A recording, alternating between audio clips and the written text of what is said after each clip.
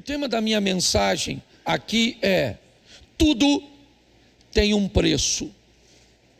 Repita comigo: tudo tem um preço. Isso, tudo tem um preço. E a minha proposta hoje é mostrar a você que a família também tem um preço. Manter uma família, manter um casamento, manter uma estrutura familiar tem um preço. E eu quero usar um texto onde Jesus não está falando de família, mas ele está falando de quem deseja segui-lo, de quem deseja ser seu servo. E automaticamente, quando nós olhamos para o preço que precisa ser pago para aqueles que querem ser discípulos de Jesus, nós podemos fazer claramente um paralelo entre os valores que aqueles que servem a Cristo retêm no que diz respeito a casamento, a família. Então, nós vamos começar, vai ser rapidinho, certo? Lucas 14, 25, coloque o texto na tela. Nós vamos até o 34, que diz assim: grandes multidões o acompanhavam, e ele, voltando-se, lhes disse: se alguém vem a mim e não aborrece seu pai, sua mãe, sua mulher e filhos, e irmãos e irmãs, e ainda a sua própria vida, não pode ser meu discípulo. Deixa aí por enquanto, deixa aí, presta atenção. Vamos terminar o versículo 26, unindo o início ao final. Bom, se alguém vem a mim, certo, não pode ser meu discípulo. Olha só, se alguém vem a mim, ele não pode ser meu discípulo se não estiver disposto a pagar um preço. O preço de enfrentar, por causa do estilo de vida agora do discípulo,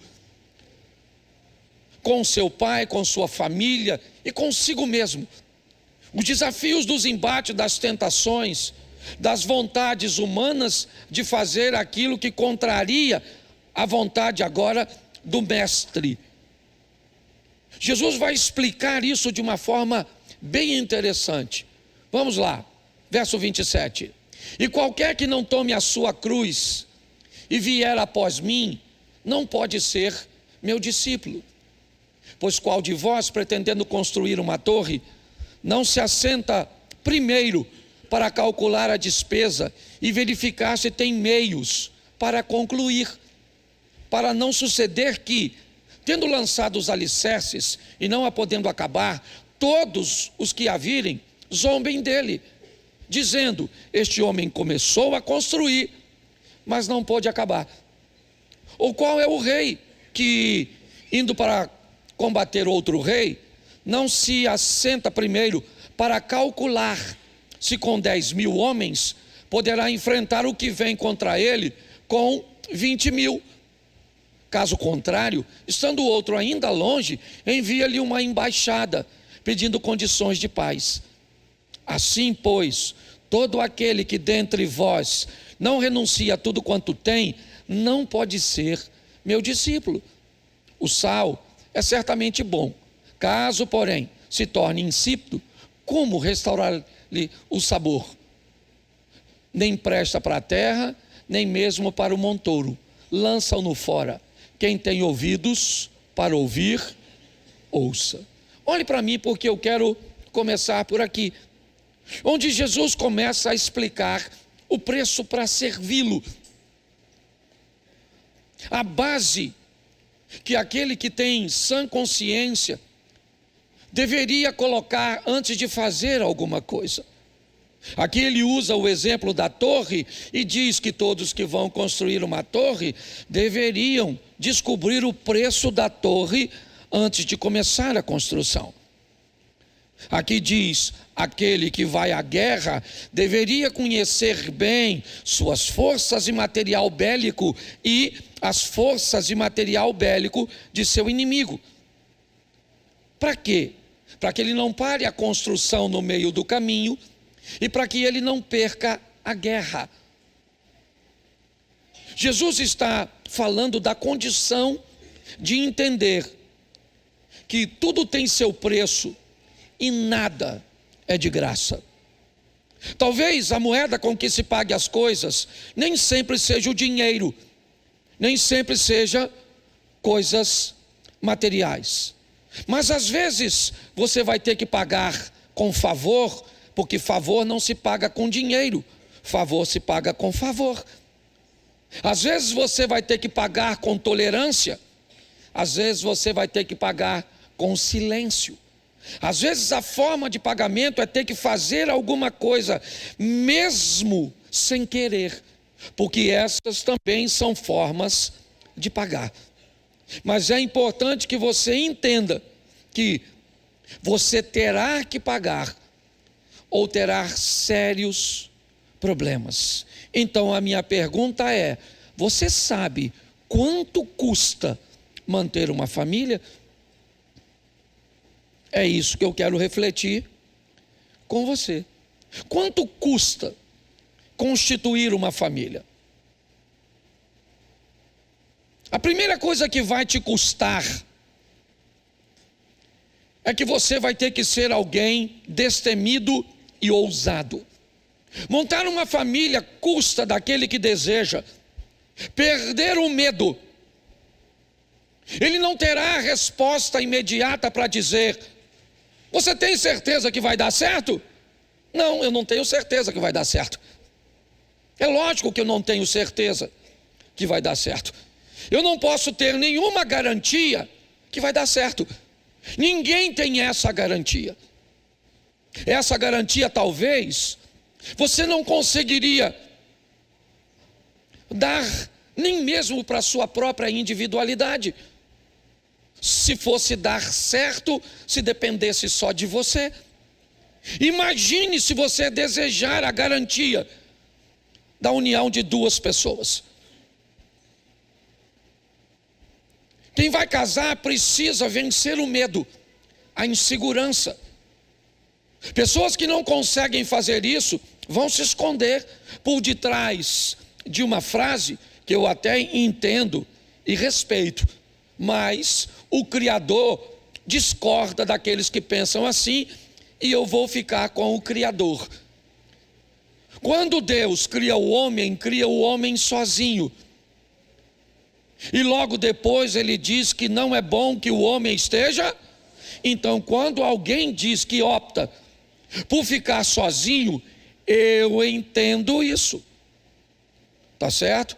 Ah, mas o apóstolo Paulo, ele também deu conselhos. Sim, mas ele disse: assim digo eu, não o Senhor.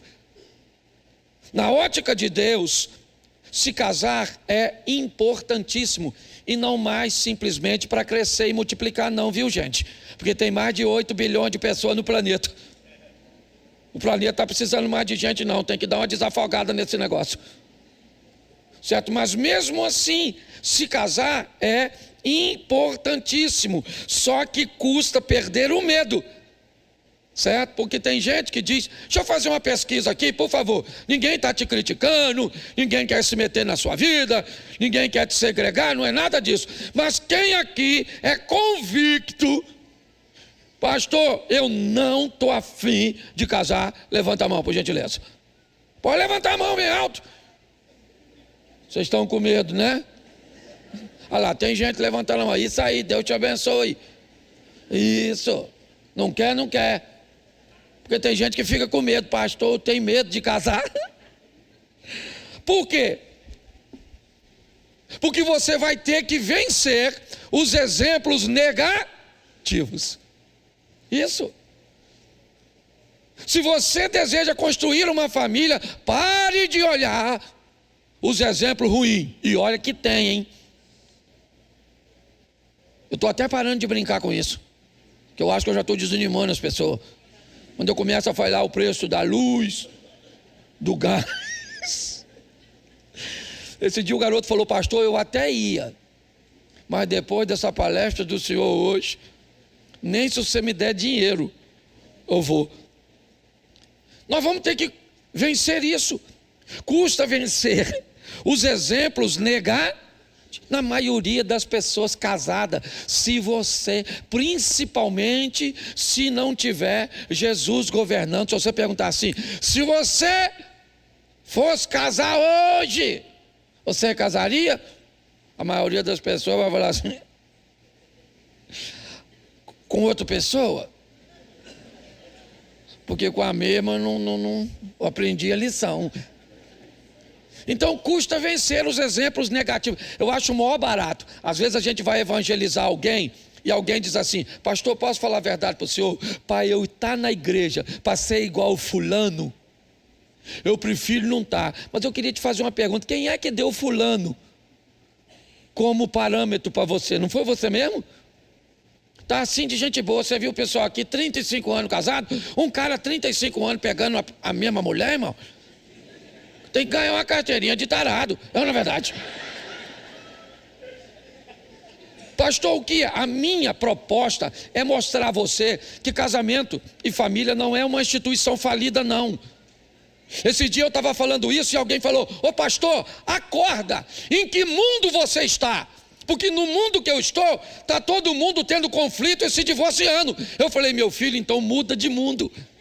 Porque no mundo que eu estou, tem gente nadando de braçada, construindo uma história extraordinária, sendo felizes, vencendo, construindo uma família linda. Então venha para o meu mundo. E ele e deve ter ido para o inferno.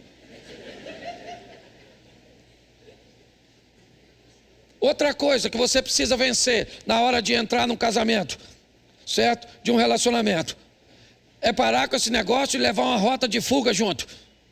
Se não der certo, não, eu vou até casar, mas se não der certo, não der certo. Casamento não tem rota de fuga nem saída de emergência.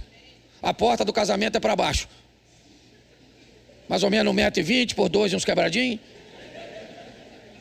1,50 m de fundura, você vai deitado para descansar, quer? Você está rindo, mas o assunto é sério. Então custa sim, custa. Formar uma família, custa ousadia. Tem gente ousada aí? Levanta a mão, só os casados. Isso aí, Deus te abençoe, te dê força para levar esse projeto até o final, glória a Deus.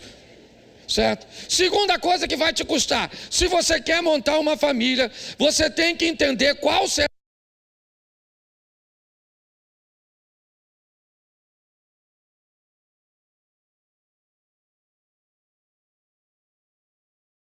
Acabou. O Lucas Agostinho usou tudo. Eu troco aqui, como é que é? Me dá uma instrução. Isso.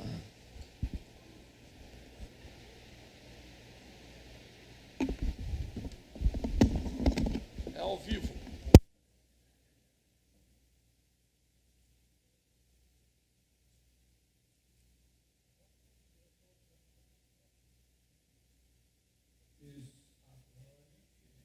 Senão eu não prego no segundo. Tá certo? Bom, vai custar de você descobrir ou entender qual é o seu papel a curto, médio e longo prazo. Tá certo?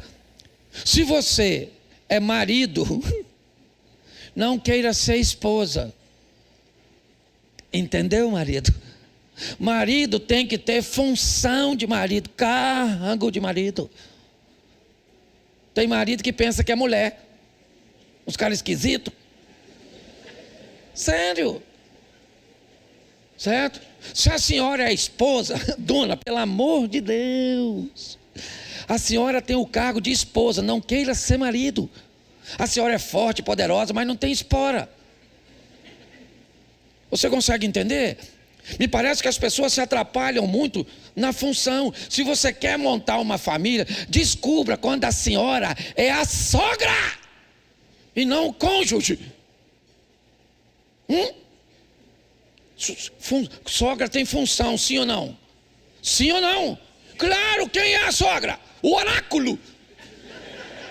A sogra é um oráculo pela experiência que tem ao longo dos anos. A véia amadureceu, a véia treinou seus filhos, a véia é uma véia sensacional. Então o que essa véia faz? Ela é muda. Fica onde? Na casa? E atende às demandas quando for consultada ao oráculo. Entendeu? Mas tem umas velhas que parece que é mulher do filho. Tá? Eu falei para você, a mãe foi para a lua de mel, Luca. O cara casou, a mãe da moça foi. Ele chegava de manhã para tomar café, a velha estava lá. Surpresa! Essa velha não sabe o papel dela. Aí o cara ainda falou comigo, pastor, se fosse o senhor, o que o senhor faria? Eu falei, eu ia falar, minha senhora, toma café conosco. Venha para a nossa mesa que eu vou te narrar tudo que fiz com sua filha essa noite. Eu queria ver para onde essa velha ia, essa perturbada da cabeça. Isso. Custa saber qual é o meu papel. Então, se eu faço parte de uma família, quem eu sou nessa família? Eu sou o cônjuge. E eu sou o cônjuge com funções, certo? E obrigações e cargo, certo? E postura do homem. Então tá bom, eu sou o marido. Não, eu não sou o marido, eu sou a esposa. Não, dessa família que ampliou, eu não sou, eu sou o sogro. É assim que funciona. Eu não posso, há limites. Já faz um tempo, minha nora eu vi aqui, estava com a netinha, certo? Mas foi meu neto. Meu filho me ligou que meu neto estava gritando. Não sabia o que era. Eu corri para lá com minha mulher, para acudir. Quando eu cheguei na frente da casa, minha nora estava com meu netinho no colo, e ele chorando, chorando, gritando, e não sabia. Ele era muito novinho, não tinha, e ele não parava de gritar. Então eu peguei ele no colo e comecei a andar pela rua orando, e ele gritando, eu orando, e ele não parava. E aí eu abri a porta do meu carro, minha mulher estava dentro, eu falei, vamos embora. Só que quando eu ia ligar o carro, eu lembrei que aquele menino não era meu filho, ele era meu neto. Eu não tinha o direito de tomar a frente dos pais daquele menino. Entendeu? Então eu esperei meu filho sair com minha nora, entreguei o menino. Entendeu? E eles foram no carro dele, eu fui no meu, orando. Falei, Senhor, eu estava tão nervoso, certo? Que eu falei para minha mulher, vamos passar no shopping. Vamos tomar um café que eu não estou aguentando. Que a minha vontade era encostar no carro dele assim, ó. Empurrar até lá. Então há limites. Custa saber quem você é. Você é o cunhado? Ô cunhado. É cargo de cunhado, função de cunhado. Então, pelo amor de Deus, cuidado. Você é sobrinho, pelo amor de Deus. E você é mãe do sobrinho. Às vezes o menino é perturbado, quebra as coisas. Você é avô. O que é o avô? O avô é um burro que o filho amansou para o neto montar.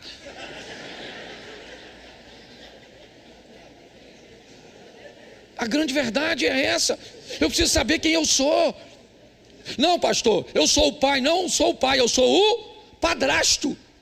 Se ser pai já é difícil, padrasto e madrasta é para gente assim. Eu não servia, porque eu não tenho sabedoria para isso. Tem que ser gente do alto escalão, assim, quase anjo, para ocupar esse tipo de cargo de madrasta, de padrasto, porque você paga a festa de aniversário do menino, você faz tudo, o pai que não deu um tostão vem no dia do aniversário, você tem que deixar ele entrar, porque ele é pai dessa criança, tá certo? E aí então, o que vai acontecer? Ele vai olhar para o filho dele, que você pagou a festa, e vai falar assim, e aí filhão, tá gostando da festa? E ainda vai ficar de olho na sua mulher, que é ex dele, e agora tá maneira, porque tu tá cuidando. E o menino torcendo para a restauração da família deve estar falando, pega pai, pega pai, pega pai. Você consegue entender? A função, ela é extraordinária. Quem eu sou? Eu sou um enteado. Ok? Eu preciso saber o quanto custa. Quanto custa ser um enteado? Quanto custa ser um padrasto? Quanto custa ser uma madrasta? Quanto custa ser um avô? Quanto custa ter um sobrinho? Talvez não ser Mas ter um sobrinho, ter um cunhado, certo? Ter um sogro, uma sogra, quanto custa isso? Quanto custa ter um cônjuge? Se você não sabe o preço, você ainda não está pronto para casar. É o que Jesus disse: antes de construir a torre, faça os cálculos. Tá certo? Terceira coisa que te custa, que você precisa saber, certo? Onde eu vou viver quando eu for formar a minha família? Também tem um preço. Você vai viver de aluguel? Você sabe o que é pagar aluguel todo mês? Hoje você mora com quem? Quando eu casei, eu nem sabia que pagava luz. Para mim, luz era assim: escurecia, ela acendia. As cores da geladeira eu pensei que aparecesse lá. Você está rindo, mas é sério. Então eu vou morar onde? Qual é a logística? Se eu não fizer uma avaliação, isso pode me custar caro. Eu tenho casa própria, beleza? Eu tenho uma casa própria no lugar impróprio. O cara constrói uma casa própria em cima da casa. Quem te falou que é própria? Você quer ter algum direito construindo uma casa no quintal dos outros? Antes de casar, consulte o advogado. Pega um conselho, certo? Faz no quintal. Você está rindo? A casa é até própria, mas o lugar é? Então deveriam olhar. Vai morar numa casa que é de herança da família. E família é o maior barato, porque olha só como é que é assim. A mãe tem uma casa. Olha que família maneira. Aí tem 4 filhos. Aí essa filha casou com uma pessoa responsável, o camarada é bem de vida, construiu uma estrutura e construiu uma casa para ele. Aí a outra casou também com outra pessoa, que tal, e construiu uma casa. Aí a outra também construiu. Aí uma foi morar na casa da mãe. E aí ela pensa que quem construiu a sua não precisa. Então eu agora vou morar nessa casa porque você tem a sua. Acorda, santa. Tem porque meu marido construiu. Isso aqui é de todos nós. Vai ter que dividir. Olho grande. Você não precisa. Quem fala que não precisa das coisas é quem não precisa, não é você. Mas as pessoas não olham nada disso. Tá certo? Vão morar na casa com outras pessoas. Aí é uma família comunitária, né? Às vezes o quarto não tem uma suíte. Como é que faz amor? Como é que toma banho depois? Não pode ter nem uma sonoplastia.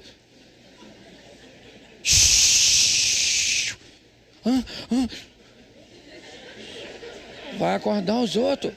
Chuveiro tem que abrir e ficar numa posição estratégica para não fazer barulho da água batendo no chão, porque vai acordar os outros. Você não está fazendo sexo, você deve estar roubando um banco. Não é verdade?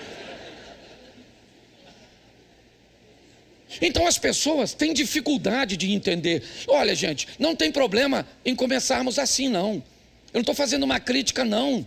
Eu comecei assim, certo? Eu só estou dizendo que as pessoas precisam saber o quanto isso custa. Porque se você não souber o quanto custa, seu casamento, sua família, não vai muito longe. Essa é a verdade. Eu vou te dar alguns textos rapidinho, certo? Você quer construir uma família, aprenda a fazer o corte do cordão umbilical. Coloca para mim, por favor, Gênesis 2:24. Presta atenção. Por isso, deixa o homem pai e mãe, se une à sua mulher, tornando-se os dois uma só. Não forme uma nova família se você ainda não tem condições de desconectar-se, quer financeiramente, quer emocionalmente. E pior, certo? Às vezes você consegue desconectar-se, mas a outra pessoa não consegue. É assim que funciona. Esse dia eu tive que lidar com um caso, com uma mulher que estava enfrentando uma crise no casamento, Ela é uma advogada muito bem sucedida, casada com um advogado também, certo? Os dois muito bem sucedidos, tinham mais de 20 anos de casados, enfrentaram uma crise no casamento. Nessa crise no casamento, eles acabaram se separando. E nessa separação, ela foi e voltou para a casa da mãe, porque a mãe era viúva, tá certo? E com mais 2 filhos casados. Quando a menina voltou para a casa da mãe, o que a mãe recebe em casa? Um presente, certo? Um presente, porque agora a mãe que era sozinha ganha uma companhia. A filha está de volta. E mais do que isso, a filha traz consigo um poder aquisitivo que pode ajudá-la. Pergunto eu a você, essa mãe queria que a filha voltasse para o marido ou não?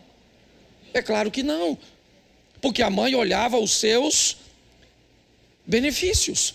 Agora ela tinha a grana da filha, a presença da filha, e nem a filha estava entendendo. Foi ela que me procurou, para que eu a ajudasse, porque ela não queria magoar a mãe, porque a mãe falava horrores do marido, certo? Simplesmente porque não queria perder a presença e os recursos da filha. Então é muito importante nós pegarmos essa linha, sabe, do cordão umbilical e colocarmos a nossa família no seu devido lugar. Ah, pastor, mas a Bíblia diz, honra o teu pai e a tua mãe.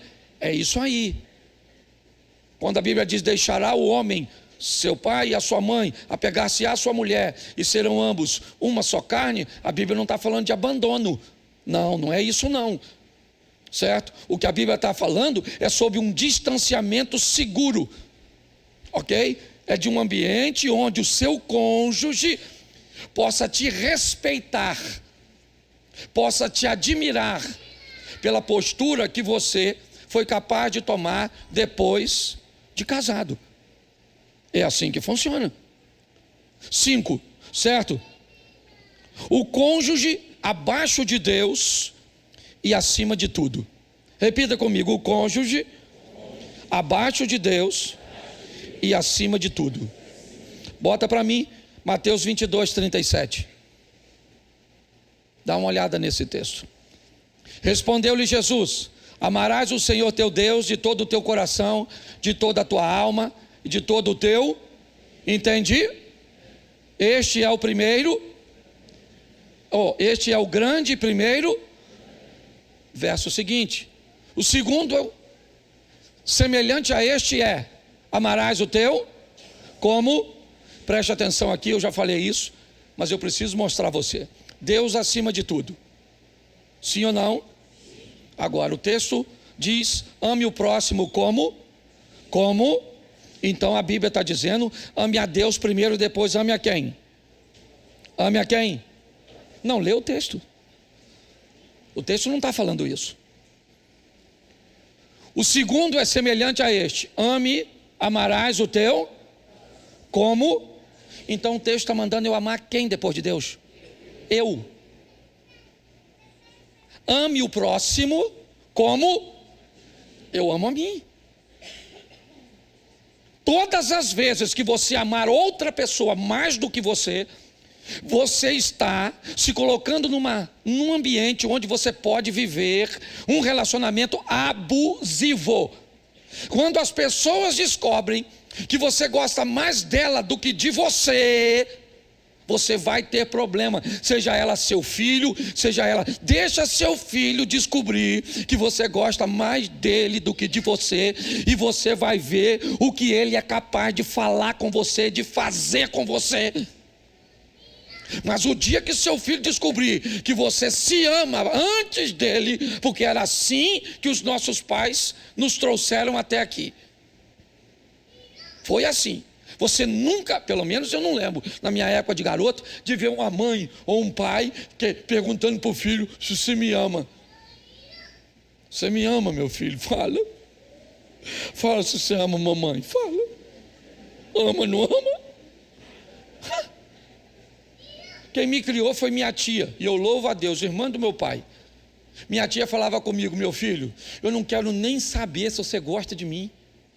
Eu só quero que você me respeite, que eu quebro você no cacete, ô garoto. Você vai ser uma pessoa de bem, você não vai se meter com o filho dos outros, você não vai envergonhar o nome da sua família, você vai respeitar os mais velhos, você vai pegar tudo que é dos outros, não é seu. E se você não aprender, eu rebento você aqui. Eu vou denunciar a senhora para o conselho tutelar. Eu bato no conselho tutelar, eu bato no Alexandre de Moraes, eu bato no Flávio Dino, eu bato em todo mundo. Era ou não era? E pronto, acabou. E nós chegamos até aqui. Louvado seja Deus por isso. Então nós temos que aprender a gostar de nós mesmos. Tá bom, a senhora vai casar? Seu marido é tá bom, é um lorde. Mas a senhora fala para ele: ô maluco, escuta uma parada. Eu gosto de você pra caramba. Eu gosto mais de mim. Tá bom? Não esquece disso não, que o dia que você esquecer eu lembro. Você tem que fazer isso, senão já era. Tá certo? Custa você ter que estabelecer um limite. É assim que funciona. Ame-se mais do que você ama o outro. A Bíblia diz: ama o próximo. Qual é o limite? Como? Ama o próximo como a ti. Não ame mais do que você só ama a Deus e pronto, acabou. Aí você consegue ir longe. Bota Mateus 19:5. E que disse: por esta causa deixará o homem pai e se unirá, tornando-se os dois uma só. Bom, aqui nós temos uma proposta, a proposta de uma fusão. Casamento não é uma união, certo? Se fosse uma união, dava para quebrar. Não que não dá para quebrar, é lógico que dá. Tá certo? O divórcio só acontece porque, preste atenção, aprenda uma coisa nessa vida. Tudo, pastor, mas Deus não é poderoso? Sim. Tudo aquilo que Deus diz que você não pode fazer, não pode. Você não pode. Não adianta. Se ele falou que não pode, se ele criou o não pode de verdade, não pode, nem que você queira. Você pode, sem equipamento algum, passar 10 minutos debaixo d'água, sim ou não? Sim ou não? Porque não pode. Você pode divorciar, sim ou não? Sim ou não? Pode. Porque se não pudesse, certo? Você não teria como. Você pode voar sem usar um equipamento? Não. Então, quando Deus criou, e criou muitas coisas que não podemos fazer, existem coisas que não devemos fazer, mas podemos. Eu preciso entender que me custa entender que o casamento é uma fusão entre duas pessoas. Eu não sou unido com a minha mulher, eu me fundi, sabe? É como misturar o café no leite. Isso é uma fusão. Não tem como mais separar. Lembra quando você ia naqueles encontros de casais que davam 2 massinhas e mandava você ficar misturando a massinha? E depois a massinha ficava de uma cor? Não era a cor de uma, nem a cor de outra. Era a mistura das duas. Certo? Isso é uma fusão. Então eu tenho que saber que me custa entender que eu me fundi com a minha mulher.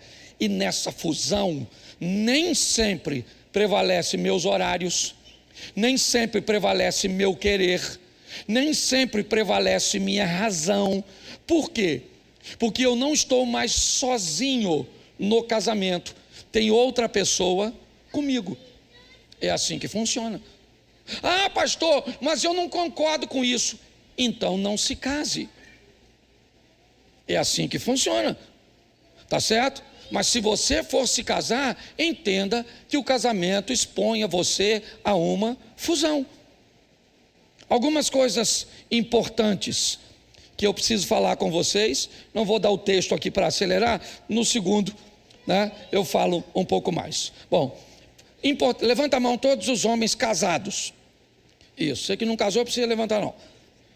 A Bíblia diz que você tem a obrigação, não é se você quer, de amar a sua mulher. Segura essa aí, querido. Pastor, eu amo. O que é amor? Deixa eu te fazer uma pergunta. O que é um bolo? Para ficar bem simplesinho. O que é um bolo? Um bolo é trigo, sim ou não? Um bolo é açúcar? Um bolo é ovos? Manteiga? Leite? Fermento? Sim ou não? Então isso é um bolo. Então quando você fala amor, você não tem como resumir amor a uma palavra só. Então preste atenção, porque essa é uma carga que nós vamos carregar. Se você gosta ou não, machão, foi para tuas costas, entendeu? Hashtag chupa essa manga. Tá certo? O que é amar? Amar é prover. Homem é provedor. A mulher prover, louvado seja Deus, está trazendo bastante coisa para casa, mas essa Deus botou aqui, ó, nas tuas costas, ô marmanjão. Provisão. Outra coisa, proteção. Tu tem que proteger, maluco. Se alguém for atirar nessa mulher, o que você faz? Esse dia eu vi na internet um casal que foi assaltado. O marido rapou fora, maluco. Deixou a mulher na linha de fogo. Falei,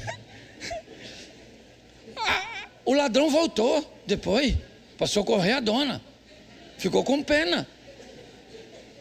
Ó, eu não vou falar onde foi não, que o pessoal aqui conhece. Mas eu morava num lugar, e aí eu estava chegando em casa, o cara tinha feito um buraco na frente da minha garagem. E eu vi quando eu entrei com o carro. De longe eu vi um monte de terra, eu cansado. Sabe quando você não quer deixar o carro? Você quer ir para casa, coloca o carro dentro, toma um banho para você não sair mais. Mas estava lá. E eu já vim de longe, falei, rapaz, se não pediu a minha mulher para cavar o buraco, eu vou arrumar uma confusão. E vim dirigindo e eu vi que tinha um cara em pé assim, ó, perto do monte de terra. E eu vim, estacionei o carro, desci e fui caminhando. Quando eu olhei dentro do buraco, estava a mulher dele, com a chave de grife, uma serrinha consertando o cano. A minha vontade era falar, só está precisando de um homem aí, dona? Eu olhei, eu nem reclamei, porque como é que eu ia fazer? Eu falei, Jesus, tem misericórdia. Então, presta atenção, ô maridão, é obrigação tua proteger essa dona. Ninguém grita com a sua mulher, rapaz. Eu lembro, meu garoto mais velho, um dia eu cheguei em casa, minha mulher estava chorando. Eu falei, o que foi? Ela falou, o Caio gritou comigo. Eu falei, gritou com você? Fui lá no quarto dele, abri a porta, ele falou, o que foi, pai? Eu falei, eu não sou seu pai, eu sou marido da mulher que você gritou. Ele falou, o quê? Eu falei, é isso aí mesmo, rapaz, você não grita com minha mulher não, maluco? Falei alto que é para ela escutar lá na sala, que a propaganda é a alma do negócio. É ou não é verdade? Dei-lhe uma correção nele, cheguei na sala, os olhos dela estavam desse tamanho, brilhando, como que ele chegou, o machão, o Stallone. O cara, você tem que defender sua mulher, rapaz. É obrigação sua, isso faz parte do amor. Outra coisa, respeitar sua mulher. A mulher é sua, rapaz. Nunca chama uma mulher de gorda. Ela engordou, tá vendo, pastor? Estou vendo, miserável. A balança também já viu, todo mundo já viu. Mas ninguém está falando, só você, sua besta. Pastor, olha como é que se envelheceu. Esse dia, desculpa, estou na minha igreja, eu posso falar, tá bom? Você que está visitando, estão gravando isso? Então, né? Aí tem que ter sabedoria para falar, né? Mas eu falei, a mulher veio chorando para mim e falou, pastor, ele falou que eu estou velha, que o meu cheiro já não é legal. O que eu faço? Eu só falo que ele tem um pintinho pequenininho, fala com ele.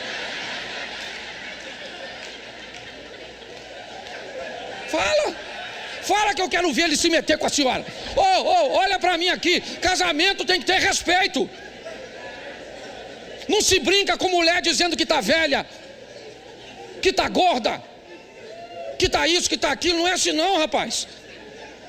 Respeito faz parte de amor. Posso ouvir um amém? Essa eu me lasquei, mas falei, não. Custa prover, custa proteger, custa respeitar. Outra coisa, ô maridão, certo? Custa dar carinho. Você sei que você está cansado, mas leva um pouco de energia para casa. Sai de casa inteiro, só volta o refil.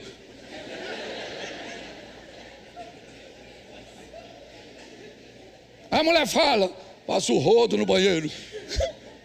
Pelo amor de Deus, tô quebrado, tô morto. Então morre, que ela arruma um novinho e bota no seu lugar para ver se ele tenta. Poxa, o trabalho é importante, sim ou não? Sua vida fora de casa é importante, mas não pode entregar tudo, tem que ter alguma coisa. Vai pelo menos na reserva. Já anda alguns quilômetros. Carinho com essa dona, passar a mão no cabelo dela, dar uns beijos na boca dela, aqueles beijos assim, nessas palhaçadas. Isso é barulho de passarinho novo com fome.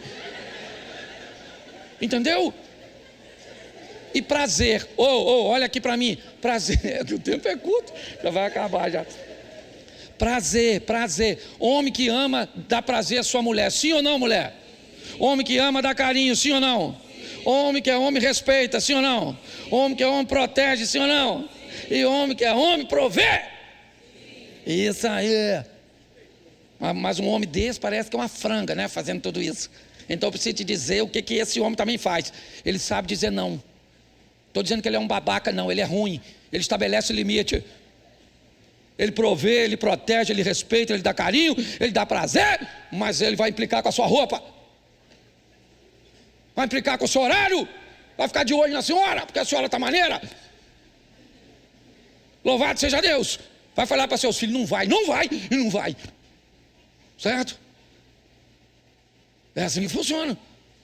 Então, tem que entender isso. Eu não posso terminar sem falar das mulheres, né? Já massacrei meus amigos. Agora, toma, dona. Toma, se a senhora riu, chora. Que a igreja é lugar quente. Mulher tem que obedecer. Não gostou não. Quer que eu continue falando delas. A Bíblia diz que a mulher tem que obedecer. Agora, mulher, seja franca para mim. Deixa eu voltar no capítulo anterior. Se o seu marido é um provedor, um protetor, um respeitador, um carinhoso e um cara que tira o seu fôlego de prazer, seja franca aqui, só para nós na intimidade. A senhora seria capaz de obedecer a um homem desse, santa?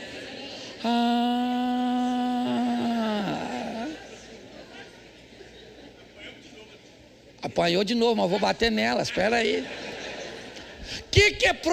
Presta atenção, o que é obedecer para um homem?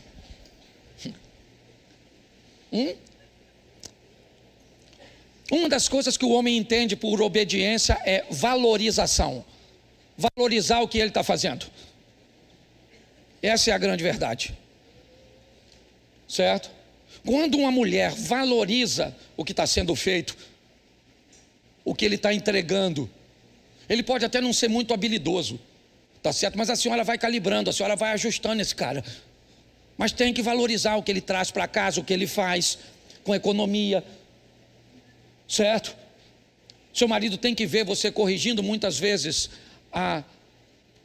aquilo que está sendo tratado de qualquer maneira, que está sendo esbanjado. Quando um homem é valorizado, ele entende, certo? Que o que ele traz, que a forma que ele protege, que a forma que ele entrega, certo? Ela está sendo bem recebida. Então ele continua entregando, ele continua fazendo. Todas as vezes que eles sentem que não há valor, Esses dias eu vi um vídeo que me chamou muita atenção. A mulher disse para o marido: eu quero saber, ela não é mais nova do que eu, ela não é mais magra do que eu, ela não é mais bonita do que eu, então por que é que você não ficou só comigo? Ele disse: ela é mais suave que você, ela é mais doce do que você, ela não me manda calar a boca, ela não me critica o tempo inteiro, ela não faz eu me sentir o tempo inteiro que eu sou a única razão pela qual ela não consegue alcançar a felicidade. O que é isso? Um desajuste. Se o homem está entregando, ok? Valorização é uma postura de obediência. Não aquela obediência, tem que fazer tudo o que eu mando, não é isso. É a valorização, é valorizar, é respeitar o marido. Sabe quando você respeita o seu marido? Não é quando você engole tudo que ele está falando, mas quando você em público segura e no privado fala. O marido entende isso como obediência. Passou do limite, você notou que ele está nervoso, ele errou na medida, está certo, cala a sua boca. Mas quando chegar em casa, fala: senta, querido, senta, porque eu sou uma só com você. Eu não quis te envergonhar porque eu te respeito, eu te valorizo, mas você passou do limite, não poderia ter feito assim, você não poderia ter se comportado desse jeito. Isso é respeito, isso para um homem é obediência. Essa é a grande verdade. As pessoas estão trocando as palavras, estão colocando em ambiente equivocado, e aí os resultados são ruins. A gente fala essa palavra, submeta-se, né? Parece esquisito, mas se for biblicamente, vai dar bem certinho. Tá certo? Então aprenda a respeitar. Respeite seu homem. Assim que ele passar do limite, às vezes a senhora nem precisa falar depois que criou o hábito. A senhora só faz assim, ó: querido, vamos embora? Deus abençoe, gente. Vamos embora, baixa a cabeça e vai embora. Vendeu uma imagem de respeito ao seu marido, mas quando você for embora, certo? Ele já sabia que tinha passado o limite porque se descontrolou, e ele sabe que tipo de mulher ele tem. Para terminar, carinho e prazer, a mesma coisa que o homem te entrega. Seja carinhosa, dona, seja carinhosa com esse homem. Está assim de mulher, o homem está em falta, o homem está em falta, o homem sumiu. O homem de verdade, aquele, você quer ver? Pega para um homem, avisa o pessoal aí que eu vou atrasar um pouquinho, tá bom? Não sou pastor nessa jossa. É porque eu preciso fazer. Mas entenda bem, é importante, certo? Nós entendermos esse ambiente onde nós vamos mostrar, né, para o nosso cônjuge o respeito, a admiração. Ser carinhosa com esse homem, tá bom? Porque se você entrega carinho, isso para ele é obediência. Se você o corrige num ambiente privado, isso para ele é obediência.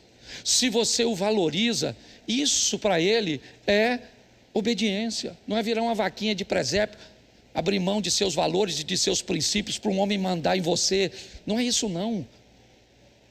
É uma cumplicidade onde todos entendem a sua tarefa. É assim que funciona. E prazer também, dona. Tem que oferecer prazer para o seu marido. Entendeu? Todas as vezes que vai fazer amor, parece que vai para o martírio. Então vamos.